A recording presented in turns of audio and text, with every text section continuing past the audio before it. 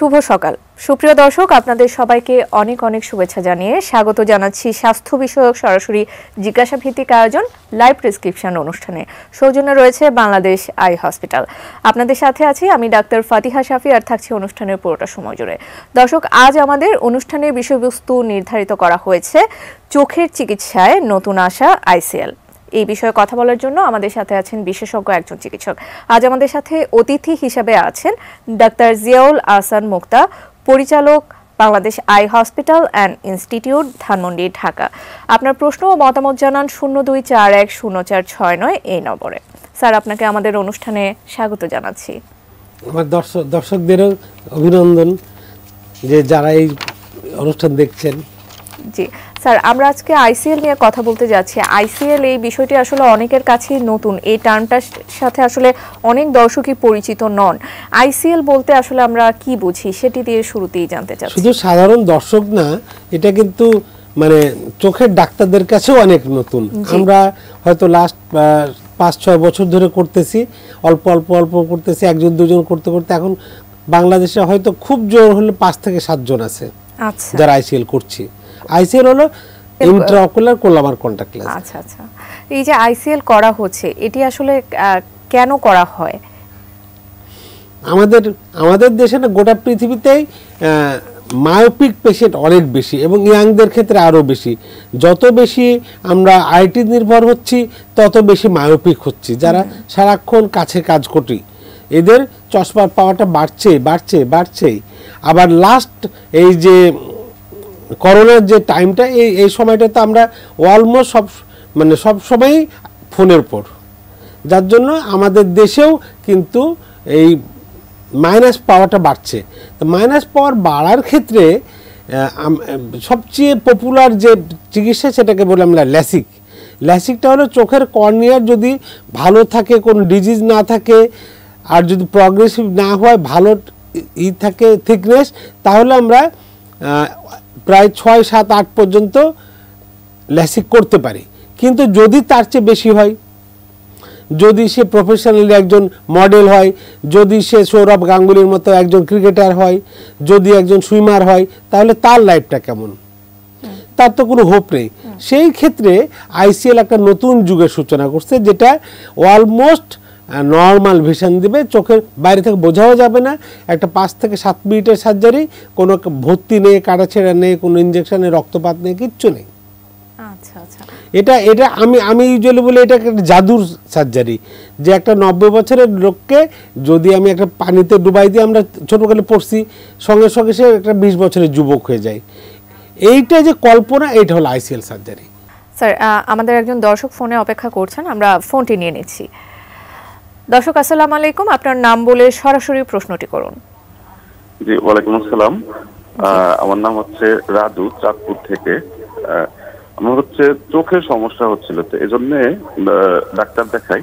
তা ডাক্তার বললো যে আমার রেটিনাতে সমস্যা, ধীরে ধীরে দুর্বল হয়ে পড়তেছে। তা আমি স্যার কাছে জানতে চাচ্ছি হচ্ছে, স্যার আমরা তো সাধারণ মানুষ, এই বিষয়গুলো একটু কম, স্যার যদি এই বিষয়ে একটু পরামর্শ দিবেন। যারা মায়োপিক পেশেন্ট ইউজুয়ালি তাদের রেটিনাটা একটু দুর্বল থাকে। এজন্য আমাদের কখনো কখনো আইসিএল বা এই ধরনের সার্জারি করতে গেলে, ল্যাসিক করতে গেলেও আমরা রেটিনাটাকে সবল করতে চাই। রেটিনা সবল ক্ষেত্রে করার একটাই উপায়, সেটা হলো লেজার করে ফেলা। এটাও একটা আউটডোর প্রসিডিওর, 10 মিনিট বা 15 মিনিট লাগে, এটার কোনো সাইড ইফেক্ট নেই।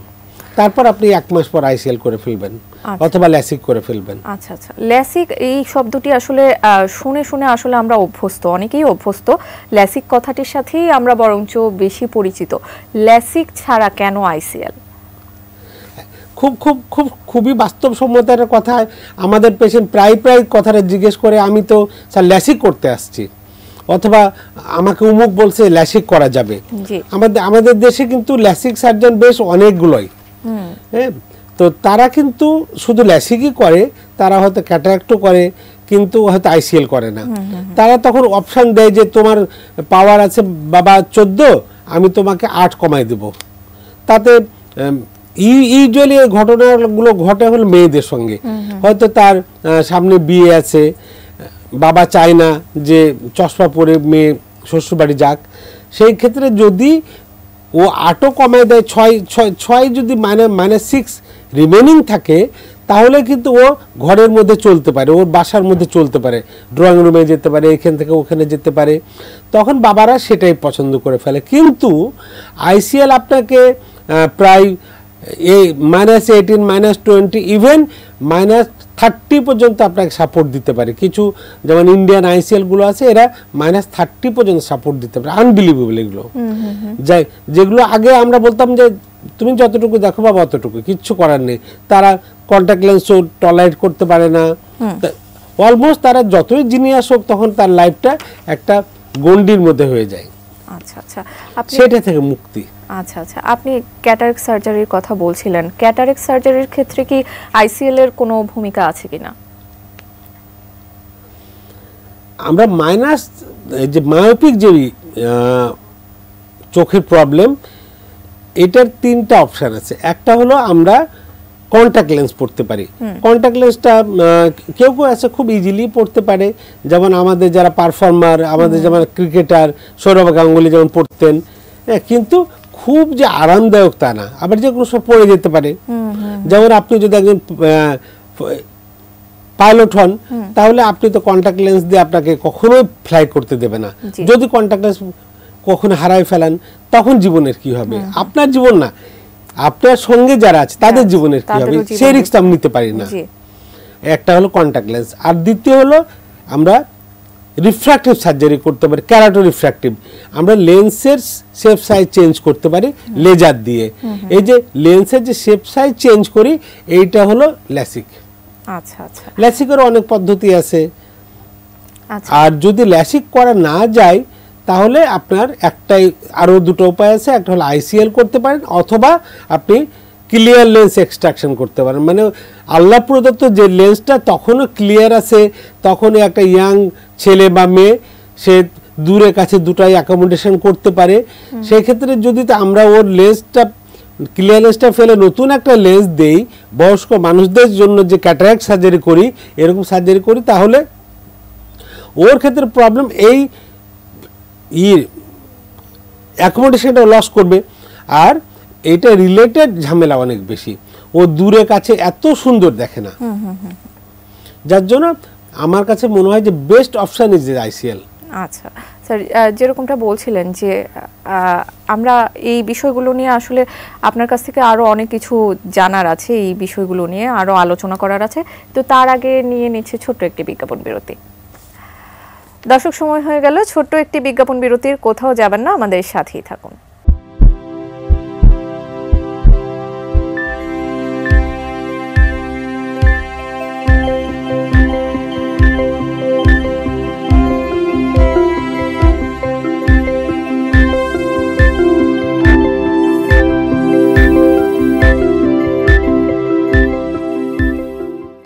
বিজ্ঞাপন বিরতির পর আবারও আমন্ত্রণ লাইভ প্রেসক্রিপশনে। আমরা কথা বলছিলাম চোখের চিকিৎসায় নতুন আসা আইসিএল নিয়ে, সাথে আছেন বিশেষজ্ঞ একজন চিকিৎসক।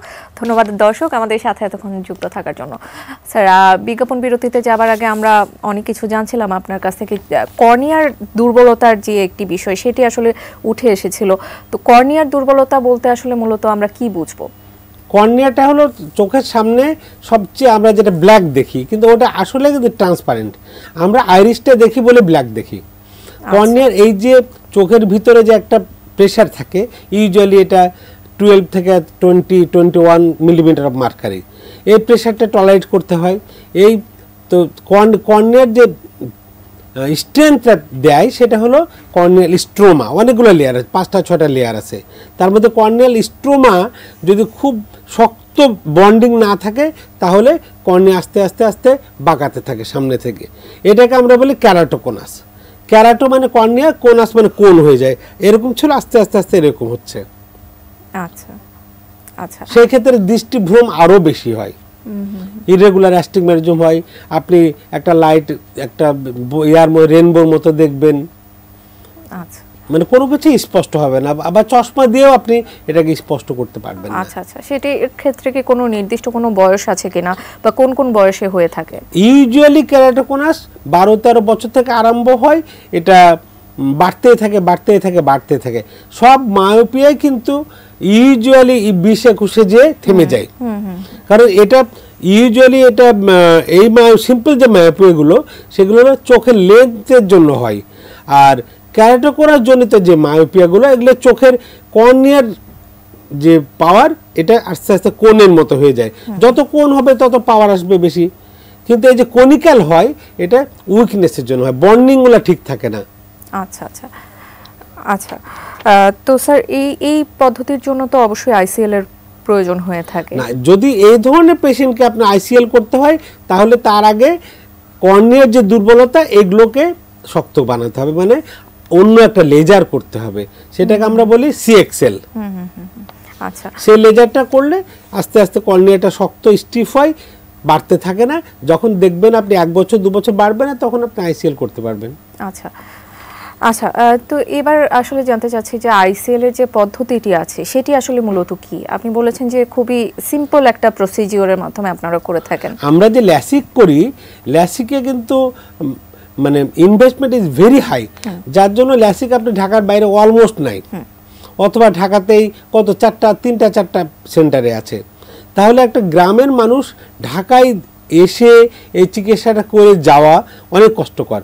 সেক্ষেত্রে প্রায় 7 থেকে 8 কোটি বা 9 কোটি টাকা লাগে, বা তার সঙ্গে অ্যাসোসিয়েটেড অনেকগুলো মেশিন লাগে, যেমন মনে করুন প্যান্টাক্যাম লাগে, টপোগ্রাফার লাগে। এইটা থেকে বেরিয়ে আসার জন্য ICL is a very good option. আইসিএলে কিন্তু একটা সিম্পল মাইক্রোস্কোপে আপনি সার্জারিটা করে ফেলতে পারেন। আচ্ছা আচ্ছা আচ্ছা, তো ইভেন আপনি মফস্বল একটা শহরে করে ফেলবে, একজন ক্যাটারাক্ট সার্জন ইজিলি একটা আইসিএল করতে পারে। আচ্ছা আচ্ছা, তো সেক্ষেত্রে আসলে খরচটা কিরকম পড়ে, বা রোগীকে হসপিটালে থাকতে হয় কিনা, বা কোনো কাটা ছেঁড়ার প্রয়োজন পড়ে কিনা সেই বিষয়ে জানো? আইসিএল যে এত আধুনিক একটা সার্জারি, এটাতে আমরা কোনো কাটাছেঁড়া করি না, কোনো রক্তপাত নেই, ইভেন কোনো অবশ্য করি না চোখকে। চোখে শুধু ড্রপ, অবশ্যই একটা ড্রপ দিয়ে 5 থেকে 10 মিনিটের একটা সার্জারি, লেন্সটা দিয়ে জাস্ট সঙ্গে সঙ্গে পেশেন্টকে আমরা বলি যাও তুমি ঘড়ি দেখো দেখি। আচ্ছা, সাথে সাথেই রোগী বাসায় চলে যেতে পারে, এটি খুবই আশার একটি কথা, এবং এটি আসলে খুবই নতুন। আমরা এই বিষয় নিয়ে আলোচনা করছি, আমাদের একজন দর্শক আছেন, আমরা ফোনটি নিয়ে নেছি। দর্শক আসসালামু আলাইকুম, আপনার নাম বলে সরাসরি প্রশ্নটি করুন। আমি শাওন বলছিলাম ঢাকার উত্তরা থেকে। জি, আমি একজন মডেল, আমার চোখের সমস্যার কারণে চশমা পড়তে পারি না, আবার লেন্সও ব্যবহার করতে খুব সমস্যা হয়। তো ল্যাসিকের ব্যাপারে ডাক্তারের সাথে পরামর্শ নিয়েছি, উনি বলেছেন ল্যাসিক করা যাবে না। তো আমি এখন কি করব? আচ্ছা, দর্শক সাথে থাকুন। এটা খুব খুব মানে কমন একটা প্রশ্ন।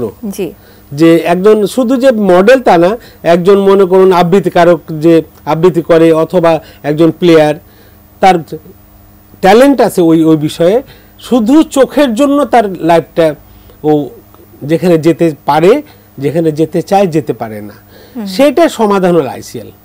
আচ্ছা, আপনার যে কর্নিয়ার মনে করুন যদি 8-এর বেশি হয় মাইনাস পাওয়ার, তাহলে তো কর্নিয়া সাপোর্ট দেবেন, আপনি ল্যাসিক করতে পারবেন না। আবার মানে কন্ট্যাক্ট লেন্সেও যদি চোখের একটু একটু খচখচ করবে, লাল হবে, তাহলে আপনি মডেলিং করতে পারবেন না। একজন শুটার কন্ট্যাক্ট লেন্স যদি খচখচ করে, ভালো না দেখে, পানি পড়ে, ও শুট করতে পারবে না।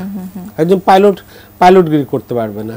সেই ক্ষেত্রে ICL is a very good option, এবং I feel the safest option.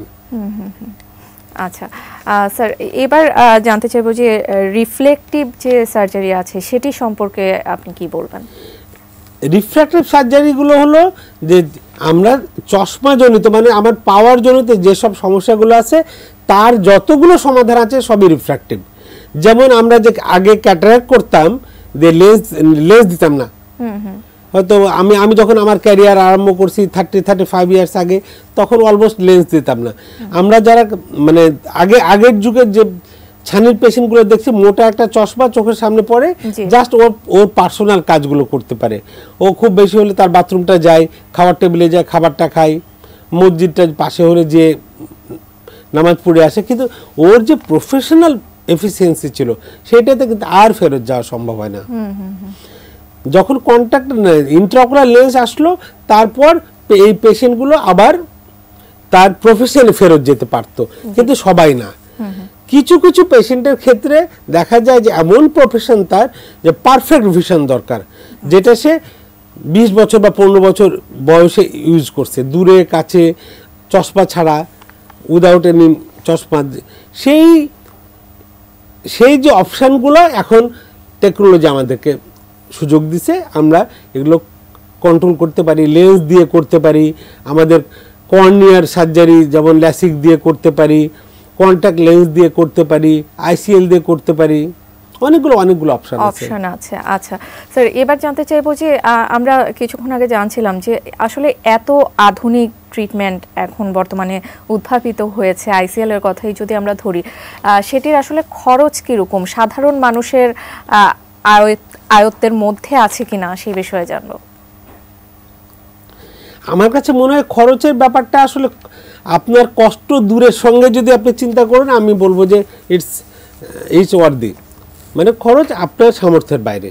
যেমন মনে করুন যে আপনি আপনার কিডনি নষ্ট হলে আপনি জানেন যে 5 থেকে 10 লাখ টাকা লাগবে, আপনার হার্টের কোনো প্রবলেম হলে আপনার 5 থেকে 7 লাখ টাকা লাগবে, অথবা আপনার ব্রেনের একটা যদি টিউমার অপারেশন করেন 5 থেকে 7 লাখ টাকা লাগবে। এটা তার চেয়ে ডেফিনেটলি অনেক কম। আচ্ছা আচ্ছা।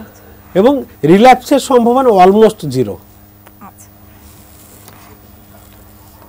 আচ্ছা, এই যে আপনারা এই আইসিএল ট্রিটমেন্ট আপনারা করছেন, তো সেক্ষেত্রে আসলে সফলতার সম্ভাবনা আসলে কতটুকু, বা এইটা ব্যর্থ হওয়ার কোনো পসিবিলিটি আছে কিনা?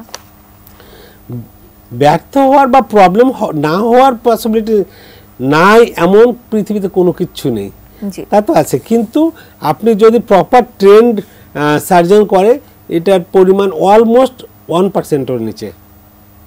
আচ্ছা, তো 1% আমাকে স্বীকার করতেই হবে। আমি রাস্তা যদি বেরোই, আমি জ্যামে পড়বো কিনা, আমি অ্যাক্সিডেন্ট করবো কিনা, সেটা কেউই আসলে কেউ জানে, তার নন্দলাল হয়ে যেতে হবে।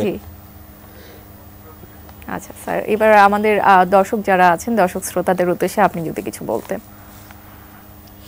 আমি বলবো যে আমাদের যারা মানে অনেক অনেক অনেক ট্যালেন্ট আছে, এই ট্যালেন্ট থাকার পরেও যারা শুধু চোখের দেখার জন্য আমরা নিজেকে প্রকাশ করতে পারি না, তাদের জন্য নতুন নতুন নতুন যুগের এটা একটা জিনিস যে আইসিএল করতে পারি আমরা।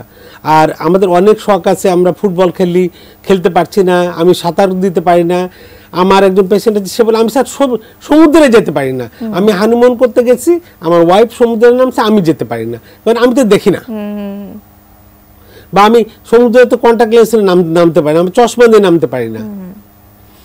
তো এই যে স্বপ্নের যে মৃত্যু, এই স্বপ্নের মৃত্যুটা আপনাকে ফেরত দেবে। সবাইকে ধন্যবাদ। খুবই আইসিএল খুব মজার একটা সার্জারি, খুবই মজার সার্জারি। আচ্ছা, অসংখ্য ধন্যবাদ স্যার আপনাকেও। আপনি এত সুন্দর বক্তব্য, এত নতুন একটি বিষয় আমাদের সামনে তুলে ধরলেন। আমরা ভবিষ্যতে এই নিয়ে কথা বলার সুযোগ হলে আমরা আবারও আপনার সাথে এই বিষয় নিয়ে কথা বলব। সবাইকে ধন্যবাদ। যে নতুন নতুন যে সার্জারি আসে, নতুন নতুন সম্ভাবনা আসতেছে, আমরা যত বেশি টেকনোলজিক্যালি ডেভেলপ করব, তত বেশি নতুন সম্ভাবনা তৈরি হবে। হতাশ হওয়ার কিছু নেই, নতুন সম্ভাবনা সবার জন্যই আছে।